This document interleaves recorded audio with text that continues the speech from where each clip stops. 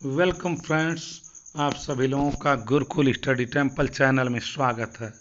मैं अंशुमान पांडे आप सभी लोगों के लिए class 11th English book prose का लेसन थर्ड, जिसका नाम डिस्कवरिंग टट द सागा कंटिन्यूज है, जिसका हिंदी में अर्थ होगा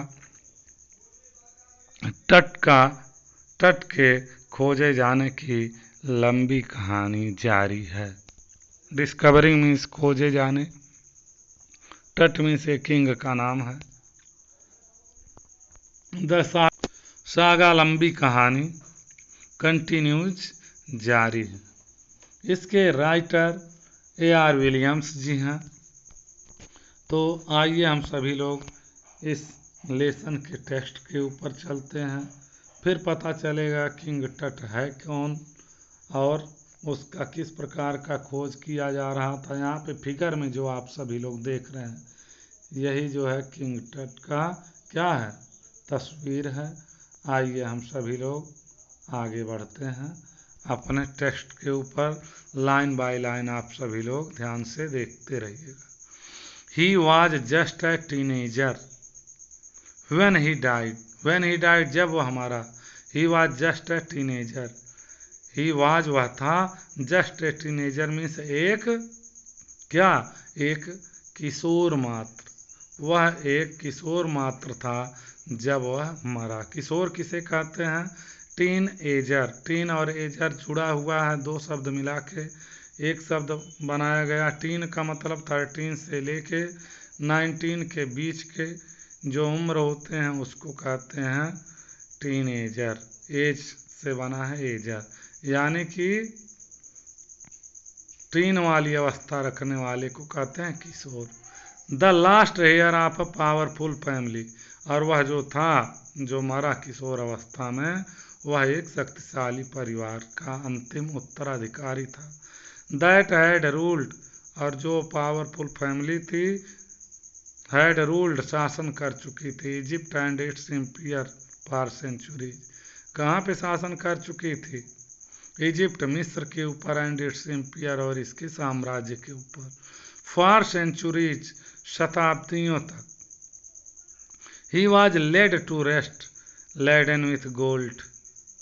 ही वॉज लेड, उसे लेटा दिया गया था, ले से बना है लेड, तो ही वॉज लेड, उसे लेटा दिया गया था, टू रेस्ट, आराम करने के लिए, यानी कि उसे दफन कर दिया गया था। लेडन मीन्स लाद कर, विथ गोल्ड मीन्स सोने से, यानी कि सोने के आभूषणों से लाद कर उसको क्या किया गया था? कब्र में दफन कर दिया गया था। And eventually forgotten, eventually means उसी घटना से, यानी कि उसी समय से, फॉरगॉटन उसे भुला दिया गया था। Since the discovery of A tomb, since means यहाँ पे से होगा, तो since the discovery of his tomb, tomb means क्या होगा?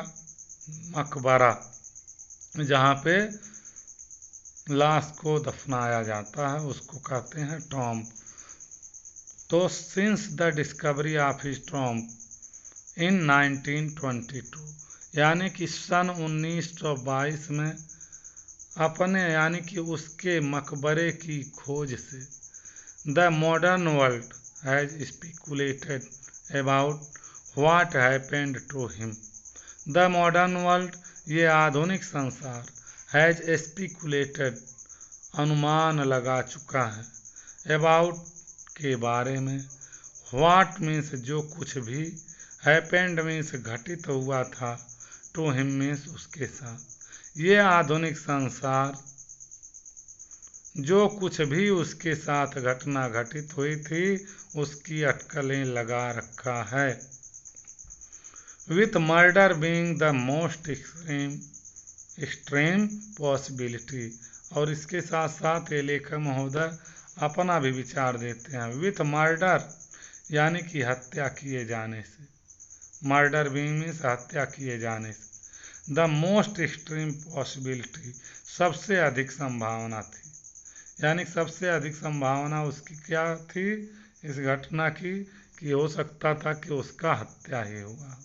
नाउ लिविंग हिज टॉम्ब, अब, नाउ मीन्स अब, लिविंग हिज टॉम्ब, उसके मकबरे को छोड़ते हुए। For the first time means पहली बार। For the first time means पहली बार। इन ऑलमोस्ट 80 ईयर्स, लगभग, ऑलमोस्ट मीन्स क्या होता है लगभग, 80 ईयर्स मीन्स 80 सालों में, 80 सालों में लगभग पहली बार उसके मकबरे को छोड़ते समय या छोड़ते हुए अब टूट has undergone A CT scan. टूट का क्या किया गया, सिटी स्कैन किया गया, यानी कि अंडरगॉन में सिटी स्कैन मशीन के अंदर ले जाया गया। दैट ऑफर्स, जो बताता है या जो प्रकट करता है या देता है। न्यू क्लूज मीन्स नए रहस्यों को। About his life and death, उसके जीवन के बारे में। एंड डेथ मीन्स और उसकी मृत्यु के बारे में। एंड प्रोवाइड्स, और प्रदान करता है, क्या चीज़ प्रदान करता है, ये CT scan machine. Precise means उचित, ठीक ठीक। डाटा मीन्स आंकड़ा। For an accurate forensic reconstruction of the boy's pharaoh. An accurate means एक, ठीक ठीक, ठीक ठीक। फोरेंसिक रिकंस्ट्रक्शन मीन्स वैज्ञानिक जांच पड़ताल। Of the boy's pharaoh means इस बॉय रूपी राजा के। फेरो मीन्स होता है उस समय के जो मिस्र के किंग होते थे उन्हें फेरो कहा जाता था। बॉयज मीन्स जो बॉय के उम्र वाला था, तो बॉयज यानी कि लड़के की उम्र वाले इस राजा के वैज्ञानिक जांच पड़ताल की ठीक ठीक आंकड़े को जो ये सिटी स्कैन मशीन है वो प्रदान करती है।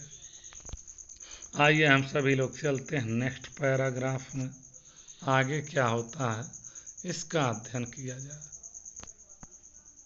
थोड़ा सा छोटा कर दें जिससे पूरा लाइन दिखाई देने लगे। आइए अब हम सभी लोग पहुंच चुके हैं। As angry wind stirred up ghostly dust devils as king Tut was taken from his resting place in the ancient Egyptian ceremony known as the Valley of the Kings. As angry wind stirred up ghostly dust devils as King Tut was taken from his resting place. देखिए, as means जैसे ही, king टट राजा टट, was taken उसे हटाया गया, from his resting place means उसके आराम करने वाले स्थान से। कहाँ पर, in the ancient Egyptian ceremony, यानी कि प्राचीन मिस्र की क्या चीज, कब्र वाले स्थान से, यानी कि जहाँ पर उसका अंतिम अंत्येष्टि की गई थी। क्या सेरेमनी मीन्स उसकी अंत्येष्टि वाले स्थान से उसको, जो कि प्राचीन मिस्र की अंत्येष्टि स्थल है, उससे जब उसको उसके आराम करने वाले स्थान से उठाया गया, लिया गया। As angry, as angry wind steed of ghostly dust devils, एक क्रुद्ध हवा, एंग्री विंड में क्रुद्ध हवा, steed of ghostly dust devil, यानी कि भूतों वाले धूल के दैत्य स्टीड अप में खड़े कर दिए, यानी कि एक क्रुद्ध हवा ने भूतों रूपी, भूतों वाले धूल के दैत्य को क्या किया, खड़ा कर दिया। तो घोस्टली मीन्स भूतों वाले, डस्ट मीन्स धूल, डेविल्स मीन्स दैत्यों को, स्टीड अप मीन्स खड़ा कर दिया, यानी कि पूरा चारों तरफ धूल ही धूल दिखाई पड़ने लगा। टट was taken from his resting place, जैसे ही टट को उसके आराम करने वाले स्थान से क्या किया गया, निकाला गया। कहाँ पर? In the ancient Egyptian cemetery. कहाँ से? जहाँ से प्राचीन मिस्र की अंत्येष्टि स्थल से। आगे देखिए, known as the valley of the kings, जो कि राजाओं की क्या कहलाती है? वादी कहलाती है, घाटी। वैली मीन्स वादी या घाटी, जो कि राजाओं की वादी कहलाती है।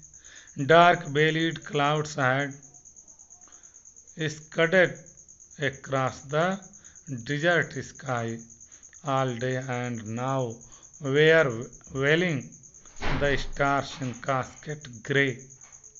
डार्क बेलीड, काले तोंद वाले, यानी कि काले पेटों वाले। क्लाउड्स, बादल। हैड स्कडेड, छा चुके थे। स्कडेड मीन्स क्या हो चुके थे? छा चुके थे। एक्रॉस द डिजर्ट, कहाँ पर? डिजर्ट स्काई, यानी कि डिजर्ट के ऊपर जो आसमान था, आकाश था, उसके ऊपर ये काले तोंद वाले बादल, यानी कि काले पेटों वाले बादल छा चुके थे। इस पार से, एक्रॉस मीन्स इस पार से उस पार तक। ऑल डे मीन्स पूरे दिन। एंड नाउ, और अब। वेयर वेलिंग, और अब ढक रखे थे। द स्टार्स मीन्स तारों को।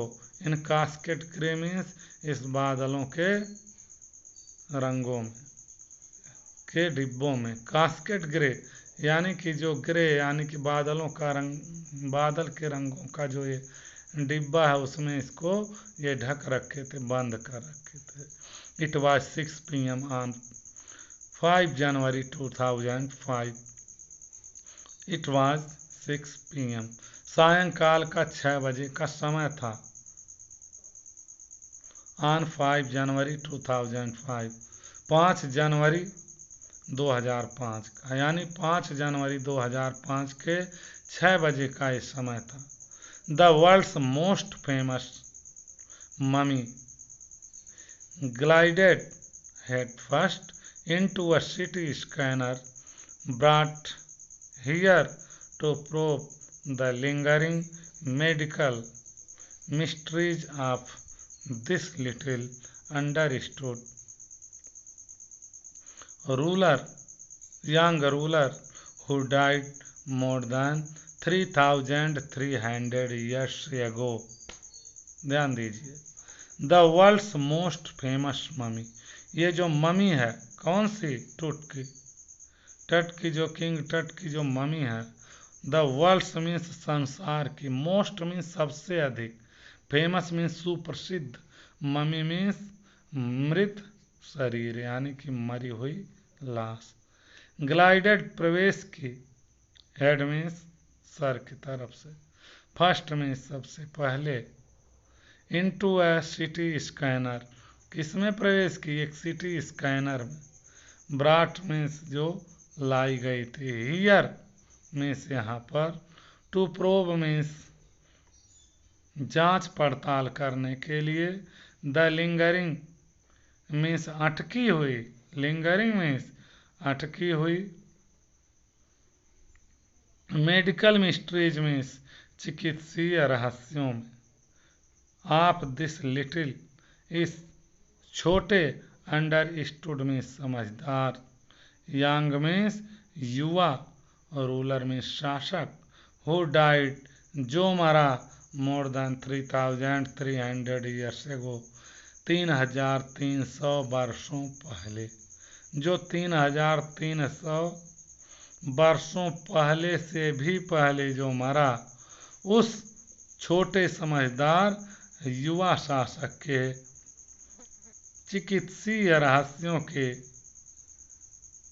अटकी हुई जांच पड़ताल के लिए इस सिटी स्कैनर मशीन में जो यहाँ लाया गया था, उसमें क्या किया गया था? इस ममी को सर के तरफ से पहले प्रवेश कराया गया था।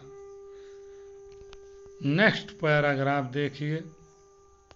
ऑल आफ्टरनून, तीसरे पहर, द यूजुअल लाइन सामान्य कतार ऑफ टूरिस्ट पर्यटकों की from around the world means संसार के चारों तरफ से है डिसेंडेड मीन्स उतर आई थी या उतर चुकी थी into the cramped rock cut tomb some 26 feet underground to pay their respects. देखिए तीसरे पहर द ऑल आफ्टरनून मीन्स तीसरे पहर द यूजुअल लाइन ये सामान्य कतार ऑफ टूरिस्ट पर्यटकों की फ्रॉम अराउंड द वर्ल्ड में विश्व के चारों तरफ से आई हुई पर्यटकों की सामान्य कतार तीसरे पहर है डिसेंडेड मीन्स उतर चुकी थी इनटू द क्रम्पेड किसमें तंग रॉक कट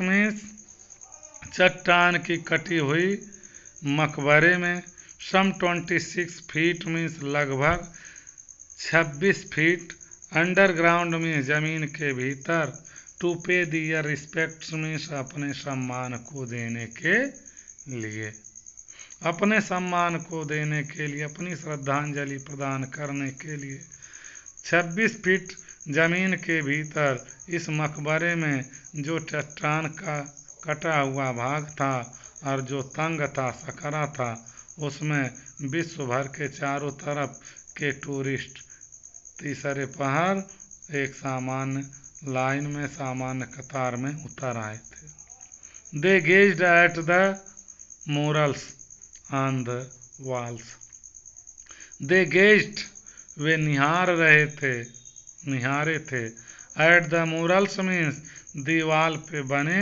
चित्रों को यानी भित्ति चित्रों को ऑन द वॉल मीन्स दीवाल के ऊपर यानी दीवाल के ऊपर बने चित्रों को वे क्या कर रहे थे घूर रहे थे।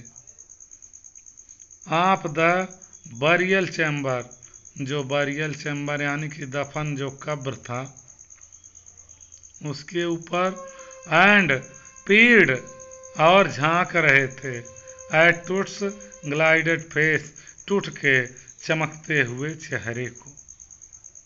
द मोस्ट स्ट्राइकिंग पिक्चर बहुत काफी मेल खाने वाली आप इज ममी मीन्स अपने ममी से शेप्ड आकृत वाली थी आउटर काफिन लिड यानी कि काफिन जिस ताबूत में रखा गया था उसके ढक्कन काफिन लिड मीन्स ताबूत के ऊपर के ढक्कन पर बने हुई आकृत से इस ममी के का जो चेहरा था उस बहुत काफी क्या था मिलजुल रहा था। Some visitors read from guide books in a whisper some visitors means कुछ आगंतुक रेड मीन्स पढ़े थे फ्रॉम गाइड बुक्स मीन्स पुस्तकों में इन ए विस्पर मीन्स धीरे धीरे फुसफुसाते हुए अदर स्टूड साइलेंटली दूसरे जो लोग थे वे चुपचाप शांत खड़े थे साइलेंटली में चुपचाप शांत परहैप्स पॉन्डरिंग शायद सोच रहे थे परहैप्स पॉन्डरिंग में शायद सोच रहे थे टूट्स अनटाइमली डेथ टूट की क्या अनटाइमली डेथ मीन्स ये जो उसकी आकस्मिक मृत्यु हुई थी in his late teen means उसके इस युवावस्था में आर वंडरिंग अथवा आश्चर्य कर रहे थे विथ ए सीवर मीन्स कांपते हुए इफ द फेरोज कर्स कि कहीं ऐसा ना हो कि फेरों का जो श्राप है अभिशाप death or misfortune falling यानी कि मृत्यु अथवा दुर्भाग्य फॉलिंग मीन्स क्या होगा बरसेगा अपान दोज मीन्स उन लोगों के ऊपर हो डिस्टर्ब्ड हिम जो उसे क्या किए थे परेशान किए थे वाज ट्रूली ट्रू मीन्स कहीं पर सत्य न हो जाए कहीं सत्य न हो जाए ये सोच करके कुछ लोग कांप रहे थे कि जो फेरो लोगों का श्राप है अगर कोई उनके मृत वाले अंत्येष्टि वाले स्थान से उन्हें यदि कोई डिस्टर्ब करता है तो क्या था मृत्यु अथवा दुर्भाग्य की उसके ऊपर बारिश होगी। तो सॉरी।